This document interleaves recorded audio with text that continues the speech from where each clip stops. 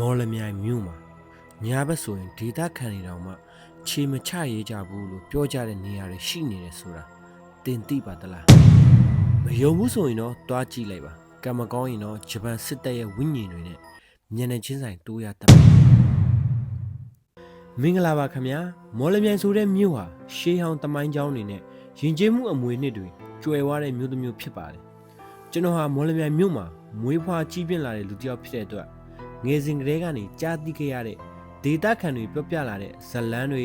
ဖြစ်ရမှန်တွေလို့ဆိုကြတဲ့အကြောင်းအရာတွေကိုစူးစီးပြီးတော့ပြန်လည်မျှဝေပေးသွားမှာဖြစ်ပါတယ်ဒီလိုဇလန်းတွေဟာတချို့တွေအတွက်တော့စိတ်ကူးရင်ပုံမြင်တွေလို့ပြောနိုင်ကြပါမယ်မော်လမြိုင်မြို့ခံလူအများစုအတွက်ကတော့နှစ်ပေါင်းများစွာလက်ဆင့်ကမ်းပြောဆိုလာခဲ့ကြတဲ့ဒေတာဆိုင်ရာယုံကြည်မှုတွေပါဒါဆိုရင်တော့မော်လမြိုင်မြို့ရဲ့တရေအချောက်ဆုံးလို့ပြောကြတဲ့နေရာ၅ခုကိ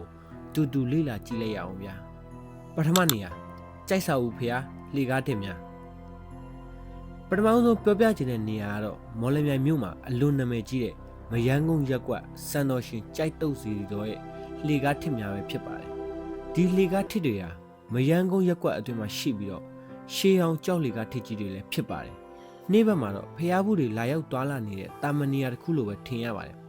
ဒါပေမဲ့ညဘက်ရောက်လာတဲ့အခါမှာတော့ဒီနေရာနဲ့ပတ်သက်တဲ့ဇလန်းတွေဒေတာခန်တွေအကြားမှာအများကြီးရှိနေပါတယ်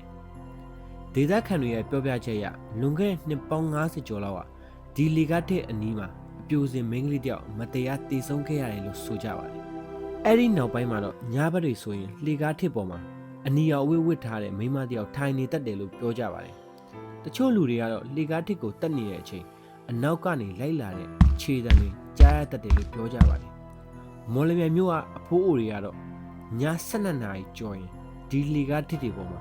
တယောက်တည်းမတက်ဖို့အမြဲတတိပေးလေးရှိပါတယ်သူတို့ပြောပြတဲ့ဇလန်းတစ်ခုကလည်းအရန်စိတ်ဝင်စားစရာကောင်းပါတယ်ညဘက်လေကားထစ်တွေတက်တဲ့အခါအောက်ဘက်ကနေပြီးတော့အနီရောင်ဝတ်စုံဝတ်ထားတဲ့မိန်းမတယောက်တက်လာတာကိုတွေ့ရတတ်တယ်တဲ့အဲ့ဒီချိန်မှာအဲ့ဒီမိန်းမရဲ့မျက်နှာကိုလှည့်မကြည့်ဖို့ပြောကြပါတယ်ဘာကြောင့်လဲဆိုတော့အဲ့ဒီမိန်းမရဲ့မျက်နှာကိုကြည့်မိတဲ့လူတွေကမကောင်းတဲ့ဖြစ်ရပ်တွေနဲ့ကြုံခဲ့ရတယ်လို့ပြောကြပါတယ်ဒီဇလန်းဟာမော်လမြိုင်မြို့ခံတွေကြားမှာအရန်နဲ့မကြီးရဲ့တရေဇလန်းတစ်ပုဒ်လည်းဖြစ်ပါတယ်ဒုတိယနေရာမဟာမုနိဖျားအနောက်ဘက်စင်ချေရှောဒုတိယနေရာကတော့မဟာမုနိဖျားရဲ့အနောက်ဘက်စင်ချေရှောလမ်းများပဲဖြစ်ပါတယ်ဒီနေရာတွေကဂျပန်ခေတ်တုန်းကစစ်မြေပြင်ဖြစ်ခဲ့မှုတဲ့နေရာတစ်ခုလို့ဒေတာခံတွေကတော့ပြောကြပါတယ်ဒုတိယကမ္ဘာစစ်ကာလအတွင်းမှာဒီနေရာမှာတိုက်ပွဲတွေများစွာဖြစ်ပွားခဲ့ပြီးတော့လူအများပြားတေဆုံးခဲ့ရတယ်လို့တမိုင်းမှတ်တမ်းတွေရှိပါတယ်ဒီလိုဖြစ်ရတဲ့ကြောင့်ယခုတိုင်အောင်ဒီနေရာနဲ့ပတ်သက်တဲ့ထူးဆန်းတဲ့ဇလန်းတွေထွက်ပေါ်လာတတ်ပါတယ်တချို့ဒေသခံတွေကတော့ညဘက်မှာစစ်ဝတ်စုံတွေဝတ်ထားတဲ့လူတွေလမ်းလျှောက်သွားလာနေအောင်မြင်မှုတယ်လို့ပြောကြပါတယ်တချို့ကတော့ညဘက်တိတ်ဆိတ်နေတဲ့အချိန်စစ်ဖက်တန်တွေတစ်ချက်ကြားရတတ်တယ်လို့ဆိုကြပါတယ်ဒေသခံအဖိုးကိုတယောက်ပြောပြချက်အရဟိုးရင်တော့ဒီနေရာမှာဂျပန်စစ်တပ်တွေနေခဲ့တယ်ညဘက်ဆိုရင်ခြေတံတွေကြားရတတ်တယ်တခါတလေကြလို့ရှိရင်လည်းစစ်သုံးမီးရိမ်တွေလင်းလာတယ်လို့မြင်ရတယ်လို့ဆိုကြပါတယ်ဒီနေရာကိုစစ်အတွင်းမှာတည်ဆုံခဲ့တဲ့စစ်သားရဲ့ဝိညာဉ်တွေကြံရစ်နေတယ်လို့ဒေသခံတွေယုံကြည်ကြပါတယ်တတိယနေရာရေဝေးတုတ်တန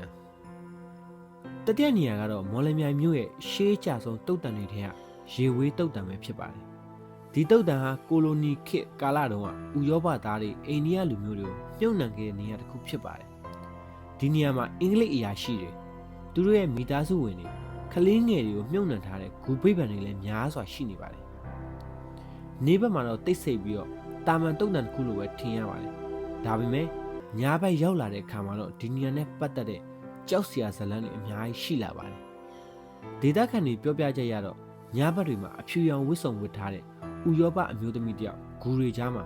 ရှောက်သွားနေတယ်လို့ပြောကြပါတယ်တချို့လူတွေကတော့ကလေးမျိုးတွေတုတ်တန်အတွင်းကနေကြားရတတ်တယ်လို့ဆိုကြပါတယ်ဒီဇလန်းနဲ့ပတ်သက်ပြီးတော့ဒေတာခန်အဖွားကိုတယောက်ပြောပြတာကတော့ဟိုးရှိတုန်းကဒီနေရာမှာအင်္ဂလိပ်အမျိုးသမီးတယောက်မတရားတေဆုံးသွားခဲ့တယ်ဆုံးပါသွားတဲ့အထက်မှာသူ့သားလေးလည်းပါသွားခဲ့တယ်အခုထိသူတို့ကမကျွတ်မလွတ်ပဲနဲ့အုတ်ဂူတွေကြားမှာရှောက်သွားနေတယ်လို့ပြောကြပါတယ်စထုထနေရာမော်လမြိုင်တရားဟောင်းအနီးကမြစ်ဆုံနေရာစထုထနေရာတော့မော်လမြိုင်တရားဟောင်းအနီးကမြစ်ဆုံနေရာပဲဖြစ်ပါတယ်အဲ့ဒီနေရာကရေစီးကြောင်းအလွန်တန်တဲ့နေရာဖြစ်ပါတယ်အရင်တုန်းကတော့လှေမှောက်တာတွေရေနစ်တေဆုံးတာတွေမကြာခဏဖြစ်ခဲ့တယ်လို့ဒေသခံတွေကပြောကြပါတယ်ဒီလိုဖြစ်ရတွေကြောင့်ညဘက်တွေမှာထူးဆန်းတဲ့အရာတွေတွေ့ရတတ်တယ်ဆိုပြီးတော့ဇလန်းတွေထွက်ပေါ်လာခဲ့ပါတယ်တချို့လူတွေကတော့ညဘက်မြေကမ်းနားအနီးမှာရက်နေရင် ရေထဲကလူတယောက်ခေါ်နေတယ်လို့မျိုးအတန်တွေကြားရတတ်တယ်လို့ပြောကြပါတယ်တချို့ကတော့ရေပြင်ပေါ်မှာအမျိုးသမီးတယောက်သပင်ဖီးနေရကိုမြင်ဘူးတယ်လို့ဆိုကြပါတယ်ပစ္စမနေရာ